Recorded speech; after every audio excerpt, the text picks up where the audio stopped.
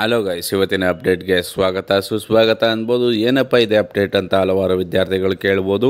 ಈಗ ಸದ್ಯಕ್ಕೆ ವಿದ್ಯಾರ್ಥಿಗಳು ಕೇಳ್ತಾ ಇರೋದು ಒಂದೇ ಪ್ರಶ್ನೆ, KCETನ ರಿಸಲ್ಟು ಯಾವಾಗ ಬರುತ್ತೆ ಅಂತ.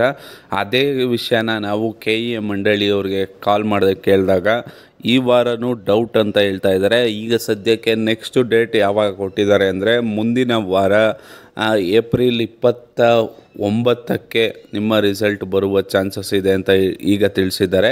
ಯಾಕಪ್ಪ ಈ ಪೋಸ್ಟ್ಬೋನ್ ಆಯಿತು ಅಂದರೆ, ಈಗ ನಿಮಗೆ ಗೊತ್ತಿದೆ UGCET ನಡೀತಾ ಇದೆ, UGCET ವೆರಿಫಿಕೇಷನ್ ನಡೀತಾ ಇದೆ, ಅದರಲ್ಲಿ ಬ್ಯುಸಿ ಇದ್ದೀವಿ. ಈಗ ಸದ್ಯಕ್ಕೆ ನಾವು ಮಾಡೋದಕ್ಕಾಗೋದಿಲ್ಲ. ಇದೆಲ್ಲ ಕಂಪ್ಲೀಟ್ ಆದಮೇಲೆ ಏಪ್ರಿಲ್ 29ಕ್ಕೆ ನಿಮ್ಮ ರಿಸಲ್ಟ್ ಬರುವ ಚಾನ್ಸಸ್ ಇದೆ ಅಂತ ನಮಗೆ ಮಾಹಿತಿ ಕೊಟ್ಟಿದ್ದಾರೆ.